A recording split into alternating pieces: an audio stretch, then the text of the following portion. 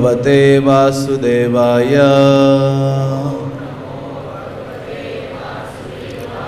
ओम नमो भगवते वासुदेवाय।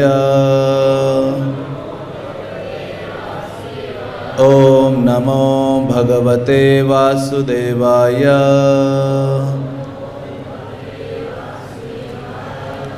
ग्रंथराज श्रीमद्भागवतम स्कंद 7 अध्याय 6 और अध्याय का शीर्षक है प्रहलाद महाराज द्वारा अपने असुर सहपाठियों को उपदेश। श्लोक संख्या 11 से लेकर 13 तक है, तो 11 का हम उच्चारण करेंगे केवल और बाकी श्लोकों को पढ़ेंगे। कथम प्रियाया अनुकंपिताया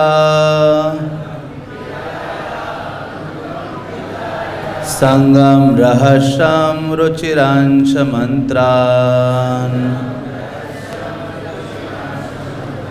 सूरत सुतस्नेहसिता शुशूनाम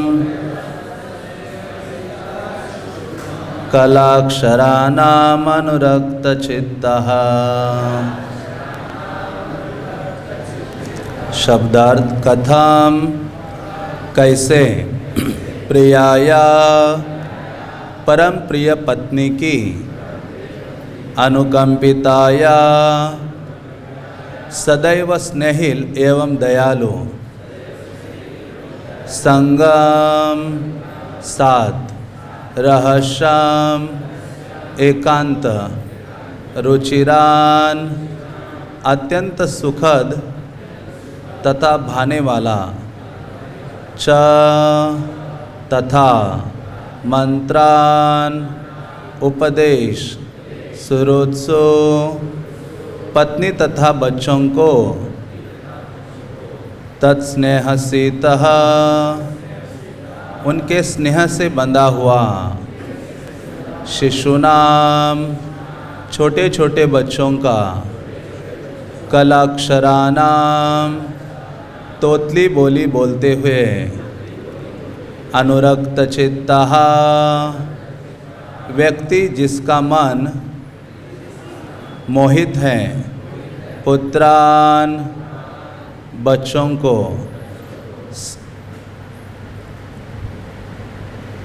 स्मरण सोचने में। तो आगे बाकी शब्दार्थ हैं, मैं वो पढ़ूंगा नहीं। अनुवाद और तात्पर्य श्रील प्रभुपाद द्वारा। श्रील प्रभुपाद की। भला ऐसा मनुष्य जो अपने परिवार के प्रति अत्यधिक स्नेहिल हो और जिसके हृदय में सदैव उनकी आकृतियाँ रहती हो, वह किस तरह उनका संग छोड़ सकता है। विशेषकर पत्नी सदैव अत्यंत दयालु तथा सहानुभूतिपूर्ण होती है और अपने पति को सदैव एकांत में प्रसन्न करती है। भला ऐसा कौन होगा जो ऐसी प्रिय पत्नी तथा स्नेहल पत्नी की संगति को त्याग करता हो। छोटे छोटे बालक तोतली बोली बोलते हैं जो सुनने में अत्यंत मधुर लगती है और उनके पिता सदैव उनके मधुर शब्दों के विषय में सोचते रहते हैं। वह भला उनका संग किस तरह छोड़ सकता है। किसी भी मनुष्य को अपने वृद्ध माता पिता तथा अपने पुत्र तथा पुत्रियां भी अत्यंत प्रिय होते हैं। पुत्री अपने पिता की अत्यंत लाडली होती है और अपनी ससुराल में रहते हुए भी वह उसके मन में बसी रहती है। भला कौन है जो इस संग को छोड़ेगा। इसके अतिरिक्त भी घर में अनेक अलंकृत साज सामान होते हैं और अनेक पशु तथा नौकर भी रहते हैं। भला ऐसे आराम को कौन छोड़ना चाहता है। आसक्त गृहस्थ उस रेशम कीट की तरह है जो अपने चारों ओर धागा बुनकर अपने को बंदी बना लेता है और फिर उससे निकल पाने में असमर्थ रहता है। केवल 2 इंद्रियों कामेंद्रिय तथा जिह्वा की तुष्टि के लिए मनुष्य भौतिक दशाओं से बंध जाता है। कोई इनसे कैसे बच सकता है। तात्पर्य, गृहस्थी में पहला आकर्षण सुंदरी तथा मोहिनी पत्नी है जो गृहस्थी के आकर्षण को बढ़ाने वाली होती है। मनुष्य को अपनी पत्नी का आनंद 2 प्रमुख इंद्रियों से मिलता है, जीभ से तथा कामेंद्रियों से। स्त्री अत्यंत मीठे स्वर में बोलती है, यह निश्चय ही आकर्षक है। फिर वह सुखद भोजन तैयार करती है जिससे जीभ तृप्त होती है, और जीभ तृप्त हो जाने पर जिनमें कामेंद्रिया विशेष हैं को बल प्राप्त होता है। इस प्रकार पत्नी मैथुन में आनंद प्रदान करती है। गृहस्थ जीवन का अर्थ है विषयी जीवन। यन मैथुनादि ग्रह मेदिम सुखम ही तुच्छम। ये सब जीभ द्वारा प्रोत्साहित है। फिर संतानें उत्पन्न होती है। बच्चा अपनी तोतली बोली से आनंद प्रदान करता है, और जब लड़के लड़कियां बड़े हो जाते हैं तो मनुष्य उनकी शिक्षा तथा विवाह में व्यस्त हो जाता है। फिर अपने माता पिता भी होते हैं जिनकी देखरेख करनी होती है, और मनुष्य सामाजिक वातावरण में तथा अपने भाई बहनों को प्रसन्न करने में भी लग जाता है। वह घरेलू कामकाज में इस तरह व्यस्त हो जाता है कि उन्हें छोड़ पाना असंभव हो जाता है। इस प्रकार गृहस्थी ग्रहम अंधकूपम अर्थात वह अंधा कुआं बन जाती है जिसमें मनुष्य गिर जाता है। ऐसे व्यक्ति के लिए उसमें से निकल पाना तब तक मुश्किल रहता है जब तक कोई बलवान मनुष्य अर्थात गुरु उसकी सहायता न करे, क्योंकि गुरु आध्यात्मिक उपदेशों की रस्सी से पतित मनुष्य की सहायता करता है। पतित मनुष्य को चाहिए कि इस रस्सी का सहारा ले, और तब गुरु या पूर्ण पुरुषोत्तम भगवान कृष्ण उसे अंधकूप से बाहर निकाल लेंगे। ओम अज्ञानतिमिरान्धस्य ज्ञानाञ्जनशलाकया चक्षुरुन्मीलितं येन तस्मै श्रीगुरवे नमः। श्रीचैतन्य मनोभीष्टं स्थापितं येन भूतले स्वयं रूपा कदा मह्यं ददाति स्वपदान्तिकम्। हे कृष्ण करुणा सिंधो दीनबंधु जगत्पते गोपेश गोपिका कांत राधा कांत नमस्तुते। तप्त कांचन गौरांगी राधे वृंदावनेश्वरी वृषभानुसुते देवी प्रणमामि हरिप्रिये। वाञ्छाकल्पतरुभ्यश्च कृपा सिन्धुभ्येव च पतितानां पावनेभ्यो वैष्णवेभ्यो नमो नमः। जय श्री कृष्ण चैतन्य प्रभु नित्यानंद श्री अद्वैत गदाधर श्रीवासदि गौरभक्तवृंद। हरे कृष्णा कृष्णा कृष्णा हरे हरे, हरे राम राम राम हरे हरे। अनुवाद फिर से दोहराता हूँ। भला ऐसा मनुष्य जो अपने परिवार के प्रति अत्यधिक स्नेहिल हो और जिसके हृदय में सदैव उनकी आकृतियाँ रहती हो, वह किस तरह उनका संग छोड़ सकता है। विशेषकर पत्नी सदैव अत्यंत दयालु तथा सहानुभूतिपूर्ण होती है और अपने पति को सदैव एकांत में प्रसन्न करती है। भला ऐसा कौन होगा जो ऐसी प्रिय तथा स्नेहल पत्नी की संगति का त्याग करता हो। छोटे छोटे बालक तोतली बोली बोलते हैं जो सुनने में अत्यंत मधुर लगती हैं, और उनके पिता सदैव उनके मधुर शब्दों के विषय में सोचते रहते हैं। वह भला उनका संग किस तरह छोड़ सकता है। किसी भी मनुष्य को अपने वृद्ध माता पिता, अपने पुत्र तथा पुत्रियां भी अत्यंत प्रिय होते हैं। पुत्री अपने पिता की अत्यंत लाडली होती है और अपनी ससुराल में रहते हुए भी वो उसके मन में बसी रहती हैं। भला कौन है जो इस संग को छोड़ेगा। इसके अतिरिक्त भी घर में अनेक अलंकृत साज सामान होते हैं और अनेक पशु तथा नौकर भी रहते हैं। भला ऐसे आराम को कौन छोड़ सकता है। आसक्त गृहस्थ उस रेशम कीट की तरह है जो अपने चारों ओर धागा बुनकर अपने को बंदी बना लेता है और फिर उससे निकल पाने में असमर्थ होता है। केवल दो इंद्रियों कामेंद्रियों तथा जिह्वा की तुष्टि के लिए मनुष्य भौतिक दशाओं से बंध जाता है। कोई इनसे कैसे बच सकता है। तो कई दिनों से हम श्रवण कर रहे हैं कि किस प्रकार से प्रहलाद महाराज अपने जो सहपाठी हैं, मित्रगण हैं, उनको बहुत ही महत्वपूर्ण और पावरफुल संदेश प्रदान कर रहे हैं या शिक्षा दे रहे हैं। वास्तव में प्रहलाद महाराज उन अपने जो सहपाठी हैं उनको माध्यम बनाकर हम सबको वो उपदेश दे रहे हैं। इतने छोटे से बालक है प्रहलाद, 5 साल की आयु में इतनी सारगर्भित शक्ति संपन्न शिक्षा दे रहे हैं। तो इसलिए श्रील प्रभुपाद कहा करते थे कि हमें श्रीमद् भागवतम सुनने के लिए आलसी नहीं होना चाहिए। प्रभुपाद ने अपने सारे मंदिरों में ये नित्यम भागवत सेवया प्रदान किया है कि जब हम श्रीमद् भागवतम को नित्य रूप से सुनते रहेंगे तो अपना जो जीवन लक्ष्य है उसके प्रति हम सचेत हो सकते हैं। इसी कारण से प्रभुपाद ने भागवतम को सर्वप्रथम रखा है। जब श्रील प्रभुपाद अमेरिका जा रहे थे तो किसी ने कहा, प्रभुपाद आप अमेरिका जा रहे हो? प्रभुपाद ने कहा, मैं अमेरिका नहीं जा रहा हूँ। कौन अमेरिका जा रहा है? श्रीमद् भागवतम जा रहा है अमेरिका। मैं तो श्रीमद् भागवतम का सेवक बनकर भागवतम की सेवा करने के लिए अमेरिका उनका सेवक बन के जा रहा हूँ।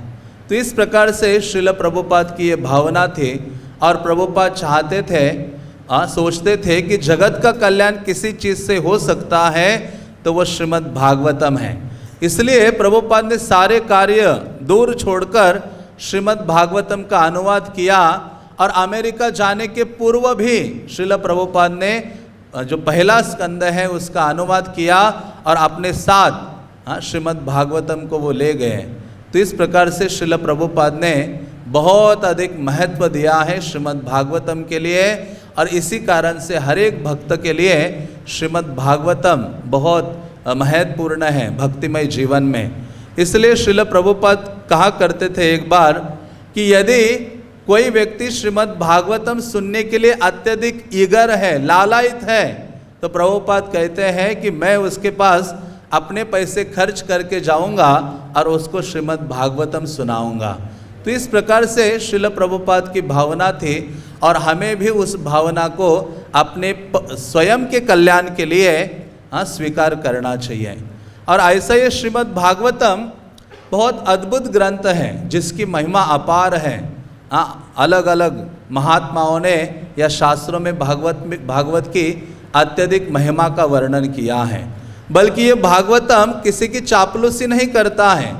भागवतम क्या करता है? कठोरतम कड़वा सच बोलता है।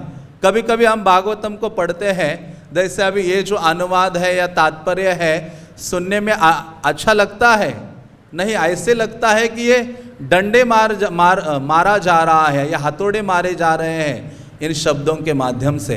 तो इस प्रकार से जो श्रीमद् भागवतम है या जो भागवत भक्त है वो किसी की चापलूसी नहीं करता है, वो कड़वा सच रखता है ताकि इस जगत में जो आसक्त जीव है उनकी जो ग्रंथियाँ हैं, उनकी जो आसक्ति है वो कट हो सकती हैं, उससे वो मुक्त हो सकते हैं।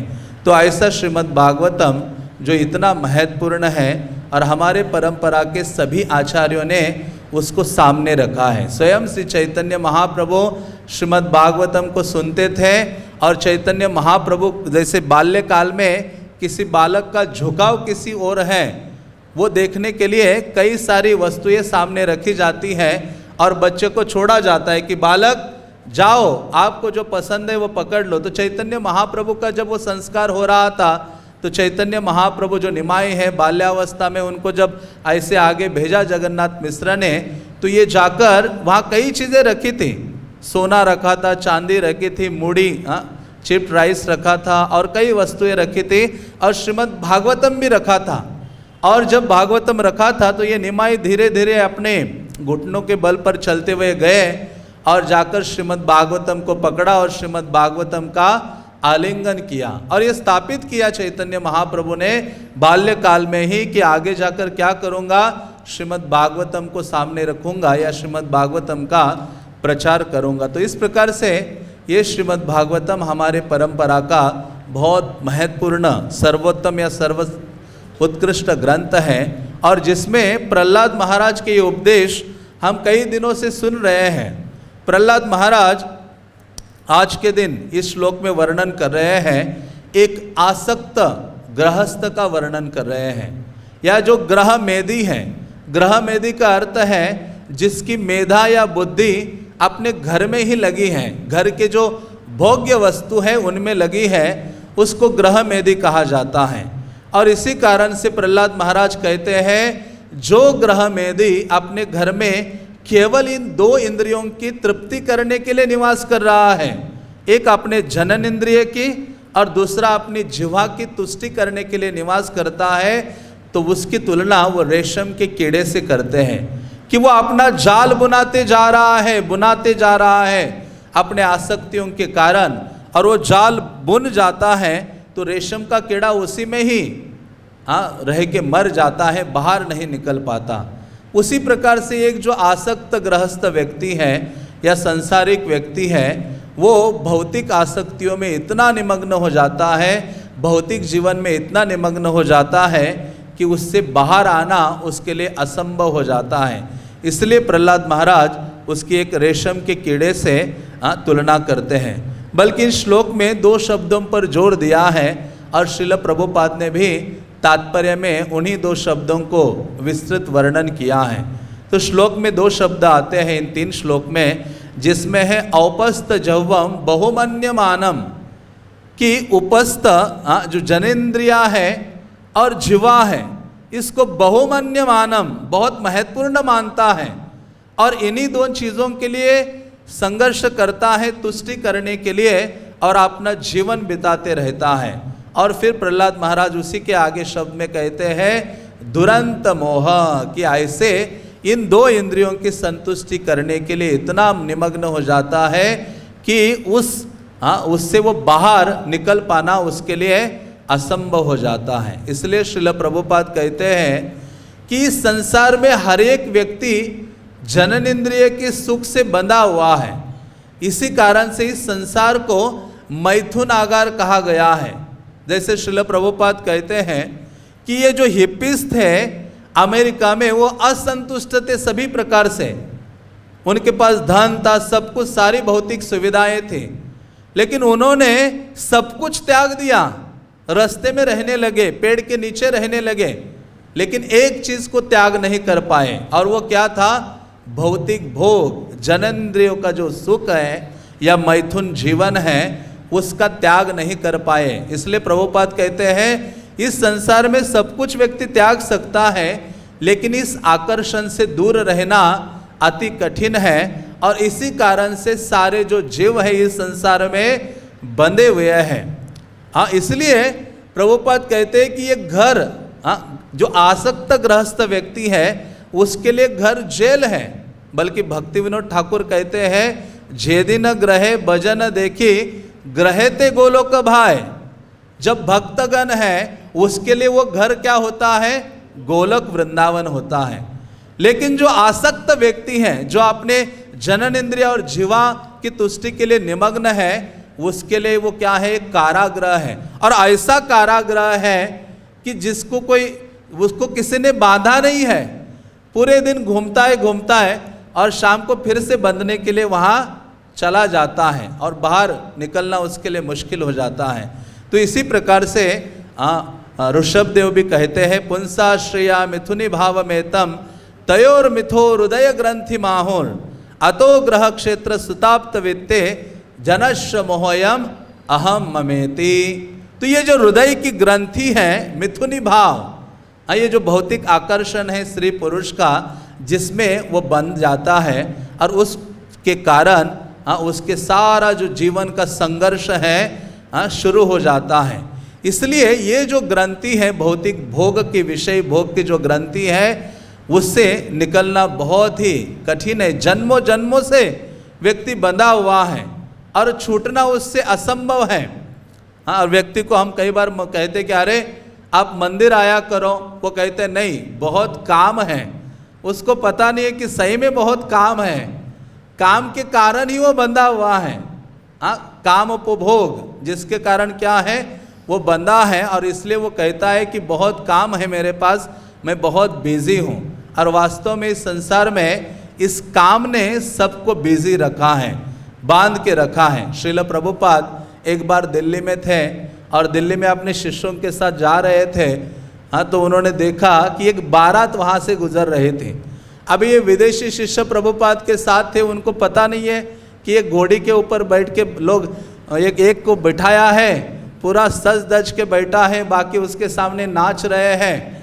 और ये प्रभुपाद के शिष्यों ने पूछा, प्रभुपाद ये क्या जा रहा है? हाँ, प्रभुपाद कहते ये बारात जा रही है। लेकिन प्रभुपाद ने व्यंग्य पूर्वक कहा, प्रभुपाद को पूछा कि ये ऊपर किस लिए बैठा है? तो प्रभुपाद कहते हैं ये एक दिन का किंग है, एक दिन के लिए राजा है और जीवन भर गुलाम है। प्रभुपाद ऐसा बोले। हाँ, इंग्लिश में प्रभुपाद ने कहा कि एक दिन के लिए राजा बना हुआ है, लेकिन पूरे जीवन के लिए क्या है, अभी गुलाम बनने वाला है।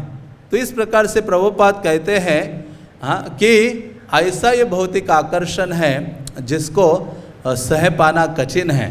हाँ, जैसे प्रभुपाद कहा करते थे, कई बार हमें लगता है कि विषय भोग ये हमें आनंद प्रदान कर सकते हैं, लेकिन 5वें अध्याय में भगवद गीता में कृष्ण कहते हैं, यही संस्पर्शजा भोगा दुख योनय एवते, कि ये तो दुख आने ही वाला है।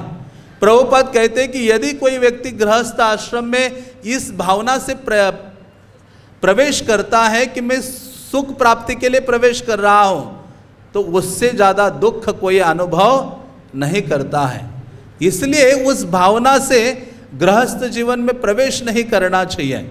हाँ, तो इस प्रकार से जो ग्रह मेधी व्यक्ति है, हाँ, जो अपने इस जिह्वा और जनन इंद्रिय के आकर्षण में सदैव बंधा रहता है और उसी को ही सर्वे सर्वा मानता है, उन्हीं की संतुष्टि में वो लगा रहता है, पत्नी बच्चे परिवार आदि के उसमें इतना अंधा हो जाता है, अपश्यताम आत्मतत्वम, भगवान और अपने जीवन का जो उद्देश्य है उसको देख नहीं पाता। प्रभुपाद एक बार दिल्ली में ही इंडिया में ही किसी के घर में गए थे और अपने शिष्यों के साथ डाइनिंग टेबल में बैठकर भोज प्रसाद ग्रहण कर रहे थे।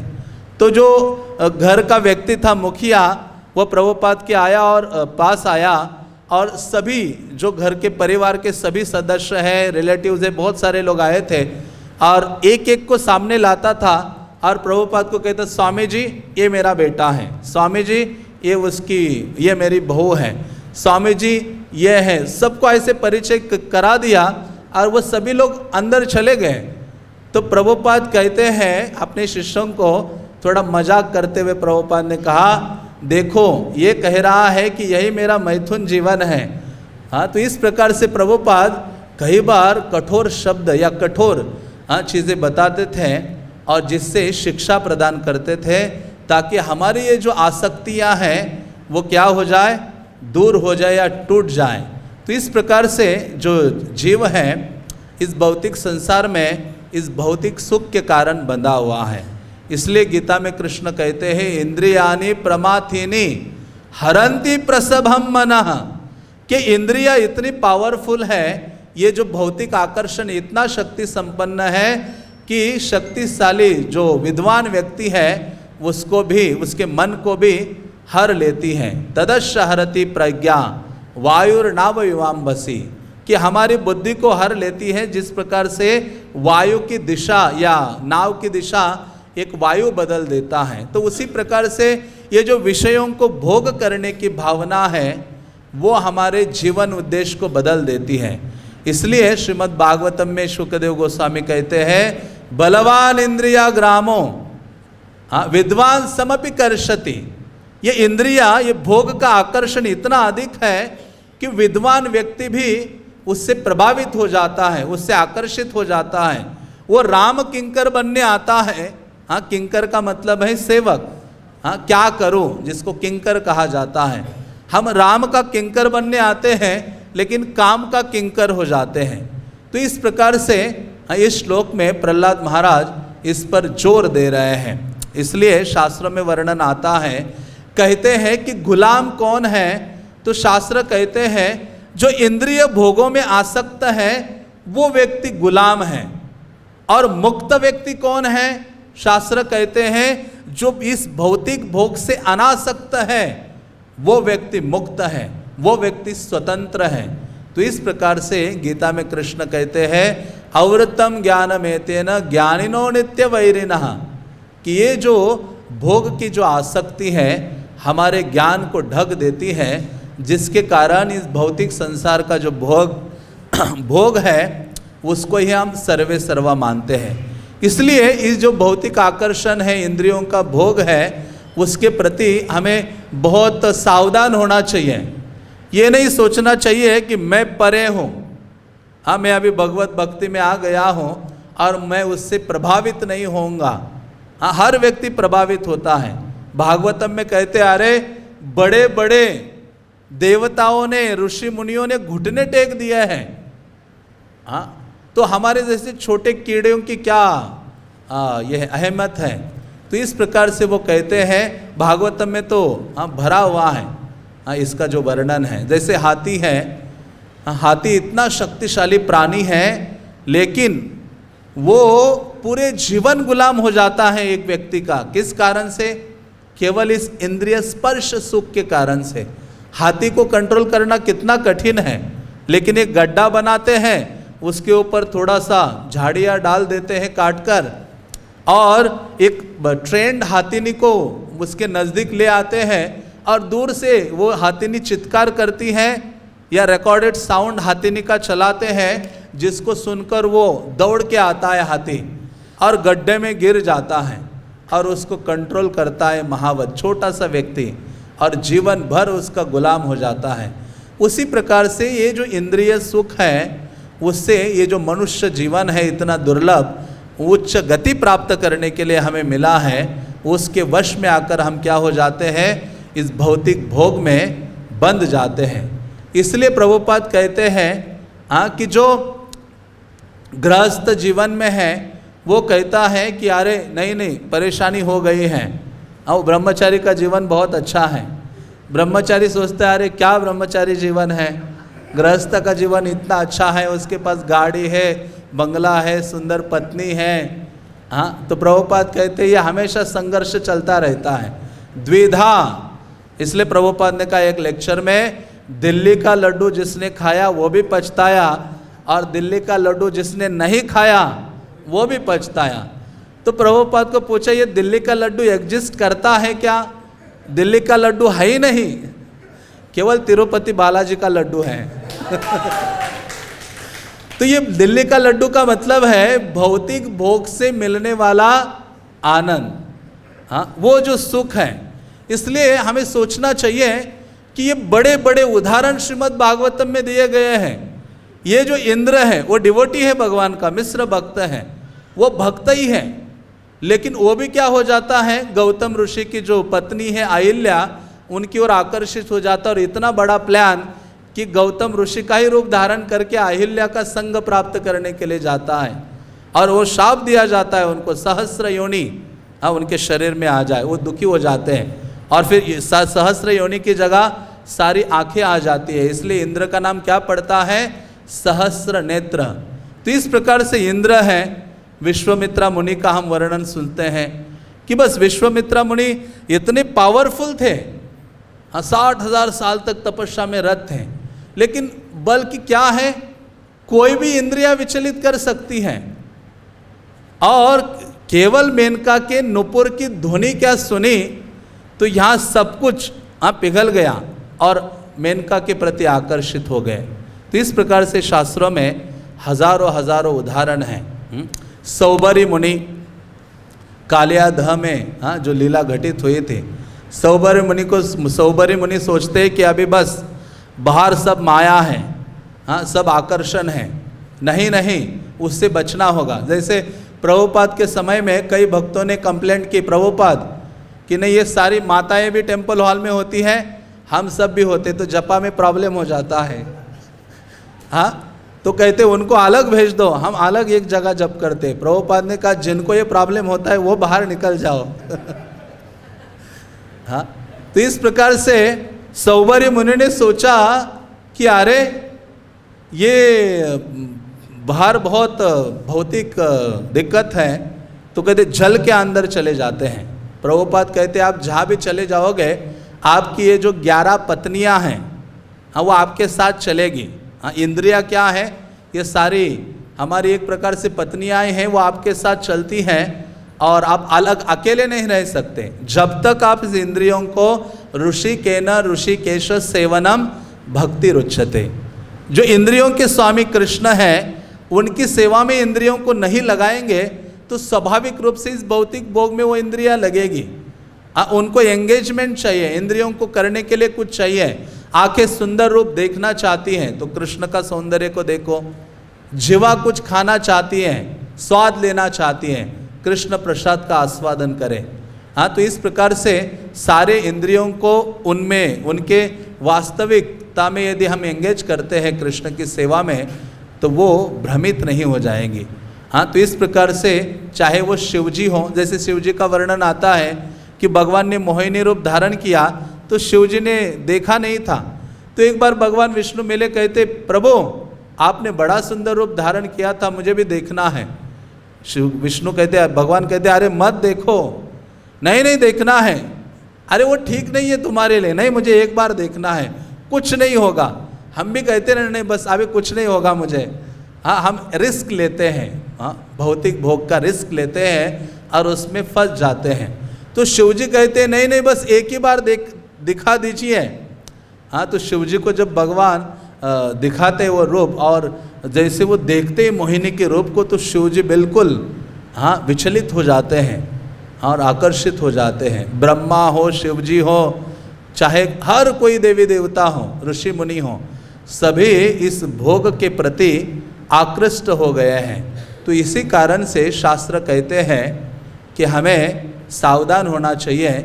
और प्रहलाद महाराज ये कठोर जो शब्द हैं वो हमें इसलिए बता रहे हैं कि हम सावधान रहें और कृष्ण की सेवा में नियुक्त हो जाएं। क्योंकि इस भौतिक इंद्रियों के भोग में प्रवृत्त होने का अर्थ है अपने ही रक्त को क्या करना है, चूसना है। जैसे प्रभुपाद श्रीमद् भागवतम में ऊंट का उदाहरण देते हैं।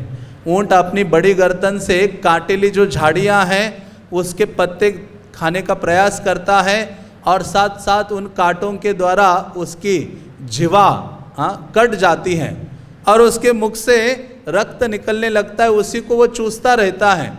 और वो ऊंट सोचता है कि क्या है, कितनी मिठास है इनमें। तो उसी प्रकार से जब व्यक्ति अपने मनुष्य जीवन के मूल्य को नहीं समझता है और सोचता है कि इंद्रिय सुख ही मुझे सर्वोच्च आनंद देगा तो वो वास्तव में अपना विनाश को आमंत्रित कर रहा है। इसलिए जो चतुर कुमार थे वो कहते प्रभु हमें ना छोटे से बच्चे ही रहने दो, वो सारी चीज़ें हमें आगे बढ़ने ही मत दो। इसलिए चतुर कुमार बालक ही बने हुए हैं। इसलिए हमें जानना चाहिए कि मनुष्य जीवन अति दुर्लभ है, अर्थदम है। जैसे शुरुआत में ही प्रहलाद महाराज ने उन सभी चीज़ों का वर्णन किया है कि इतना मूल्यवान है कि जिसको ये भौतिक सुख सड़ा गला चीज़ है जिसको खाने में प्रवृत्त नहीं होने देना चाहिए। जैसे उदाहरण दिया जाता है कि एक जो नदी है वो समंदर को मिलने ही वाली थी, तो वहाँ एक डेड बॉडी उस नदी में पड़ी हुई थी और उसके ऊपर एक कौवा आ जाता है डेड बॉडी के ऊपर और वो उस डेड बॉडी को खाने लगता है।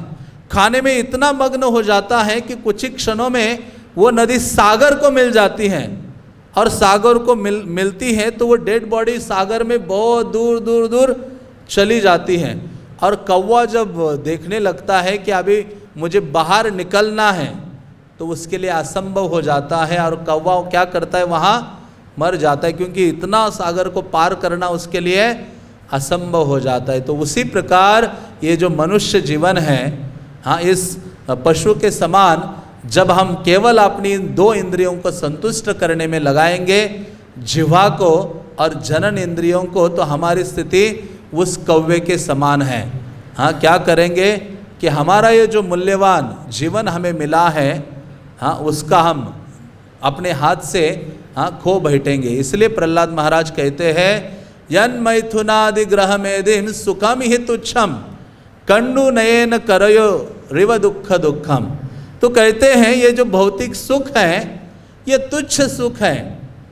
इसलिए वो कहते कि ये तो सभी पशुओं को इजीली प्राप्त हो जाता है, मनुष्य जीवन प्राप्त होने के बाद क्यों उस भौतिक सुख के लिए आप प्रयास कर रहे हो। लेकिन माया इतनी प्रबल है, वो हमें बारंबार हर रोज ये झूठा आश्वासन देती है कि आप सुखी हो जाओगे। इस भौतिक सुख जो है, इंद्रिय भोग का सुख है, यही एक में आपको परम सुख प्रदान करेगा। ये माया क्या करती है, हमें हर रोज आश्वासन देती है, और जिस कारण से हम उस भौतिक सुख को छोड़ना नहीं चाहते हैं। इस जो इंद्रियों का जो सुख है उसको छोड़ना नहीं चाहते हैं। जैसे प्रभुपाद ने वो इंद्र का उदाहरण देते हैं। इंद्र को जब सुअर बनना पड़ा तो सुअर बन के पूरा उसका एक क्रिकेट टीम तैयार कर दिया था उन्होंने। इतने सारे बच्चे, इतनी सारी पत्नियां, और वह ब्रह्मा जी चिंतित हो गए थे। ब्रह्मा जी कहते अरे इंद्र पद खाली हो गया है। ब्रह्मा जी आ गए अपने हंस के ऊपर और सोचते कि अभी इंद्र को कहते अरे इंद्र चलो चलो, ऊपर अप्सराएं इंतजार कर रही है और वो इंद्र का आसन इंतजार कर रहा है। कहते कैसे आ सकता हूँ। ये वही बात जो अभी यहाँ कर रहे प्रहलाद महाराज, कथम प्रियायाम, जो मेरी पत्नी जो सुवर्णी है, इतनी अच्छा बातें बोलती हैं, जो बच्चे तोतली बोलते हैं, इनको छोड़ के मैं स्वर्ग में कैसे आ सकता हूँ। हाँ, तो वो कहते ये इनको कौन संभालेगा। तो ब्रह्मा कहते अभी ये मानेगा नहीं। ब्रह्मा एक मार देते हैं उसको और लेके चले जाते हैं। तो उसी प्रकार से ये अवर्णात्मिका जो माया है भगवान की, वो हमें क्या करती है, हम जितना घृणित लाइफ जी रहे हैं ना जीवन, उसी को ही सुख समझ लेते हैं, और जिसके कारण हम इसी भौतिक घृणित जीवन को यापन करते रहते हैं। तो उसी ये वैसे ही है जैसे एक शराबी पूरा नशे में चूर हो गया है और शराब पीकर किसी गंदे नाले में गिर जाता है। गंदे नाले में पूरा कलर हो जाता है उसका काला नीला, और जब वो गिरा होता है तो वो क्या सोचता है कि मैं स्वर्ग में किसी अप्सरा के गोद में पड़ा हूँ, ये सोचने लगता है। तो उसी प्रकार से ये अवर्णात्मिका माया इस भौतिक संसार में हमें इतना ढक देती है, इंद्रिय भोगों में हमें पड़े रहते हैं और सोचते हैं कि मैं कहाँ हूँ, हाँ दिव्य आनंद का अनुभव प्राप्त कर रहा हूँ। तो इस प्रकार से केवल शास्त्रों के माध्यम से, साधु गुरु की वाणी से हमें समझ में आता है कि हमारा ये भौतिक भोगों का जीवन हमारा वास्तविक जीवन नहीं है। हमारा वास्तविक जीवन तो क्या है, कृष्ण की सेवा है। जब हम कृष्ण की सेवा को भूलते हैं, हाँ, तो कृष्ण भूली जीव भोगवांछा करे, निकटस्थ माया तारे झापटिया धरे। हाँ, जैसे ये जो माया है, कृष्ण को जब हम कृष्ण की सेवा भूलते हैं तो माया हमें आवृत्त कर देती है, झपट लेती है। जैसे बिल्ली किसी चूहे को पकड़ लेती है, उसी प्रकार से माया हमें पकड़ लेती है और इस भौतिक संसार में अपने गुलाम बनाकर रख देती है। इसी कारण से शास्त्र कहते हैं कि ये जो भौतिक भोग का जीवन है वो मनुष्य के लिए नहीं है, हमारे लिए नहीं है। हाँ, तो ये भौतिक भोग का आकर्षण इतना अधिक है। हम सुनते हैं, बिल्व मंगल ठाकुर का कथा भी सुनते हैं, जब उनके पिता का कोई या शरीर छोड़ा था या कुछ सेरेमनी था, उस चीज़ को छोड़कर वो चिंतामणि को मिलने जा रहे थे और घनघोर वर्षा हो रही थी और बीच में नदी थी। नदी को कैसे पार करे, तो बिल्व मंगल ने क्या किया, कोई एक डेड बॉडी नदी में बहते हुए आई तो उसको पकड़ के पार करके चले गए। और इतनी बारिश हो रही थी कि वो चिंतामणि का घर का दरवाजा भी बंद था, तो उसके छत पर चढ़ गए। चढ़कर चिंतामणि के पास गए मध्य रात्रि में, और चिंतामणि कहते और इतने घनघोर बारिश में आना असंभव है, नदी पार करके तुम आए कैसे। तब उन्होंने बताया कि शायद हे चिंतामणि, आपने छत से मेरे लिए रस्सी रखी थी, उसको पकड़ के मैं आया हूँ। तो चिंतामणि छत पर जाकर देखिए कि रस्सी नहीं थी, वहाँ सांप लटक रहा था। वो इतना कामांध हो जाता है व्यक्ति इस भोग करने के लिए कि उनको सांप भी नहीं दिखाई दिया और वो चिंतामणि के पास जाता है। चिंतामणि कहती अरे जितना संघर्ष करके मेरे पास आए हो इस भौतिक शरीर का भोग करने के लिए, उतना संघर्ष उतना कष्ट यदि कृष्ण प्राप्ति के लिए करोगे ना तो कृष्ण के चरण सरलता से मिल सकते हैं। तो उनके दिमाग खुल गया। इसलिए चैतन्य चरितामृत में कृष्ण करणामृत का श्लोक कृष्णदास कविराज कोट करते हैं, तो वहाँ बिल्व मंगल ठाकुर कहते हैं कि ये चिंतामणि मेरी गुरु हैं, जिन्होंने मेरी क्या की है, आंखें खोल दी है। और वहाँ से वो निकल पड़ते हैं कृष्ण प्राप्ति के लिए वृंदावन की ओर।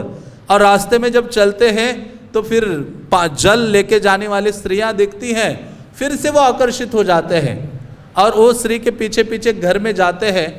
और जब घर के द्वार में ये बिल्व मंगल ठाकुर खड़े हो जाते हैं और फिर उनको याद आता है कि ये उचित नहीं है। वो स्त्री वहाँ खड़ी होती है और उनको कहते हैं कि आपके हेयर पिन्स दो, बालों में लगाने वाले पिन्स, और उनको लेते और अपने आँखों में डाल देते हैं।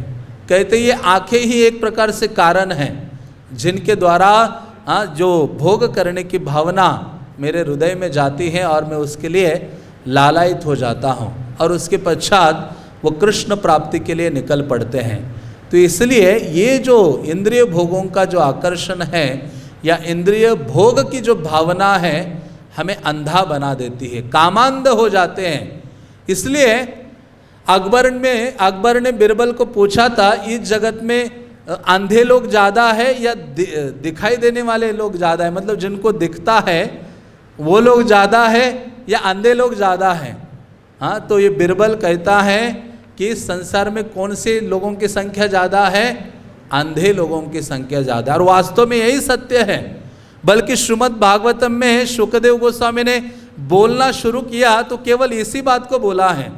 हाँ, शुकदेव गोस्वामी कहते हैं अपश्यताम आत्मतत्वम ग्रहेशु ग्रह मेधिना, कि जो ग्रह मेधी हैं वो अपने परम तत्व जो जीवन का लक्ष्य है या भगवान को नहीं जानते हैं और इसलिए वो अंधे हो गए हैं। निद्रया रहते नक्तम व्यवायेन च दिवावया, वो कहते हैं कि इस प्रकार से भोगों में लगे रहते हैं रात्रि में और दिन में अपना धन अर्जन में लगे रहते हैं। और देहापत्य कलत्रादिषु असत सैनेषु असत स्वपी, कहते हैं इतनी सारी जनसंख्या बढ़ा दी है उन्होंने, बच्चे पत्नी, वो सोचते यही मेरी रक्षा करने वाले हैं।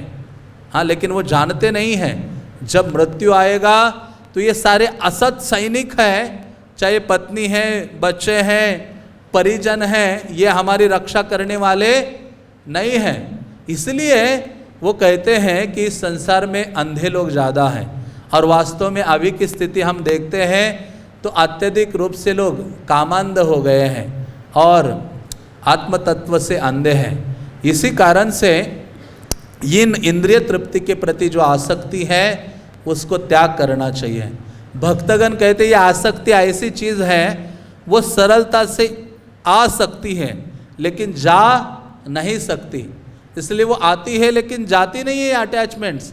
इसलिए इस आसक्ति को कैसे दूर करना है तो उसके लिए वो कहते हैं आसक्ति को दूर करने के लिए हाँ श्रील प्रभुपाद 4 चीज़ें बताते हैं कि ये जो भौतिक आकर्षण है हाँ जिसको हम कितना भी भोगने का प्रयास करें, ययाति का प्रसंग है, पुरुरवा का प्रसंग है, भागवतम में मानो इतने सारे प्रसंगों से हमें शिक्षा प्रदान की है हाँ, और जिसके द्वारा सिखाया गया है कि ऐसी ये जो भोगों की आसक्ति है हमें कभी भी सुख प्रदान नहीं कर सकती। इससे हमें बिल्कुल फिक्स होना चाहिए कि ये भौतिक भोग, भौतिक जो सुख है वो मुझे कभी भी आनंद नहीं देने वाला है। इसलिए प्रभुपाद इस तात्पर्य में इस श्लोक के कहते हैं कि यदि कहे कि ये जो भौतिक आकर्षण में हम बंधे हैं तो इससे कैसे मुक्त हो सकते हैं, तो प्रभुपाद कहते हैं पतित मनुष्य को चाहिए कि इस रस्सी का सहारा ले और तब गुरु या पूर्ण पुरुषोत्तम भगवान कृष्ण उसे अंधकूप से बाहर निकाल सकते हैं। हाँ, तो गुरु और कृष्ण की कृपा से वह संभव है। लेकिन यदि हम 4 कार्य करेंगे हाँ तो इस आकर्षण से हम सरलता से मुक्त हो सकते हैं। इसलिए कहते हैं ना, जहाँ काम तहाँ नाही राम और जहाँ राम तहाँ नाही काम, वहाँ काम निवास नहीं कर सकता।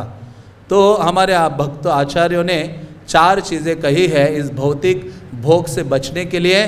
सबसे पहली चीज़ है गुरु और कृष्ण को क्या करें, हम प्रतिदिन प्रार्थना करें। इसलिए भक्ति विनोद ठाकुर कहते गोपीनाथ मम निवेदन सुनो आमी तो कामेर दास, हाँ, तो इस प्रकार से आचार्य गणों ने हमें कई सारी प्रार्थनाएं दी है।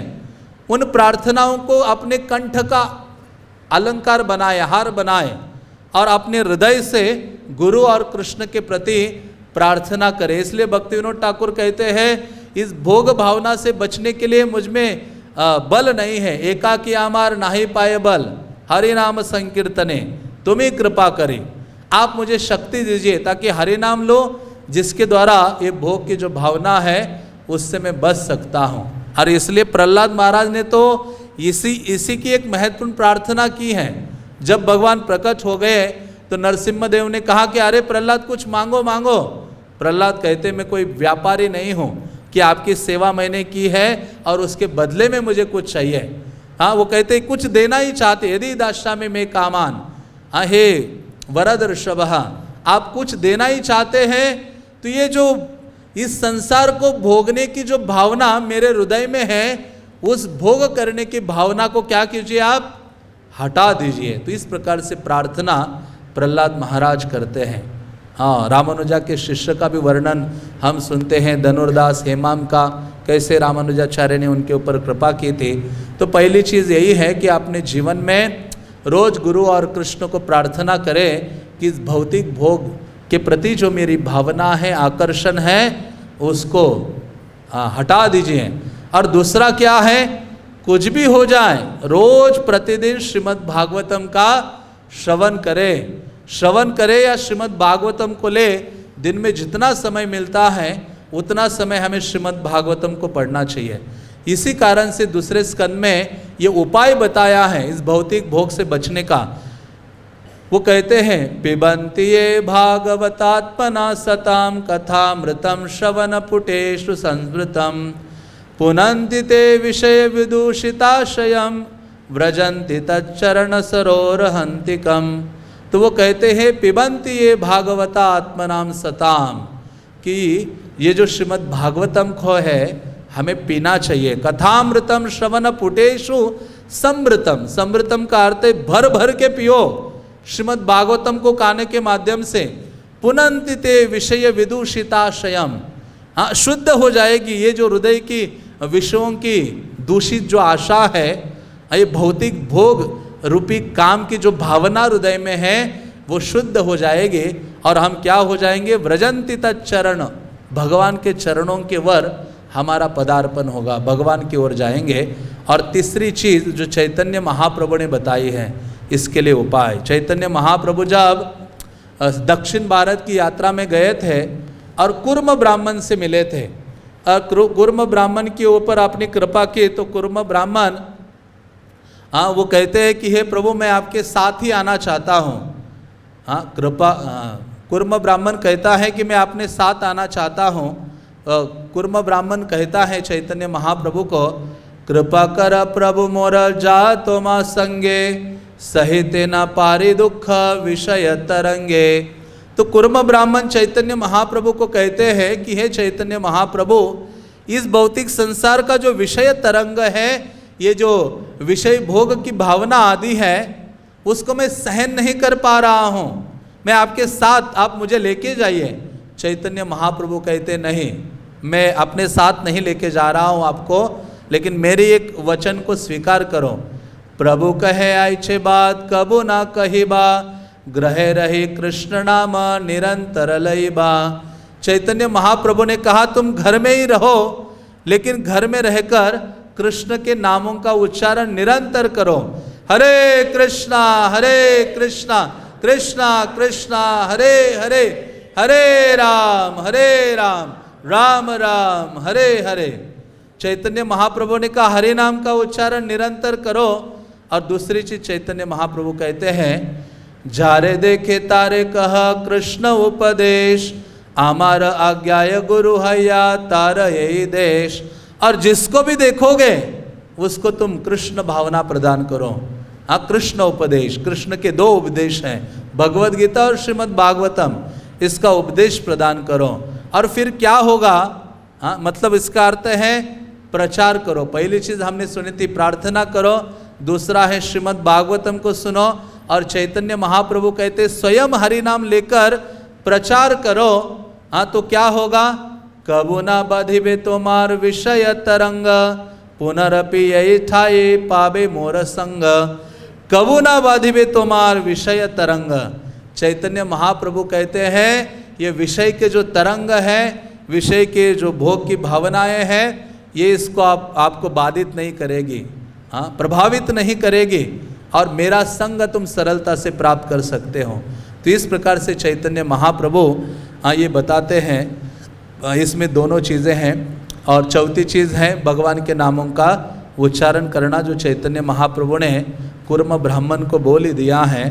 और हम देखते हैं कि किस प्रकार से हरिदास ठाकुर निरंतर हरि नाम लेते थे और इस विषय तरंग से बच गए। बल्कि माया देवी साक्षात आई और उनके शरणागत हो गए, कहते मैं तो ब्रह्मा आदि सबको मैं भ्रमित करती हूँ।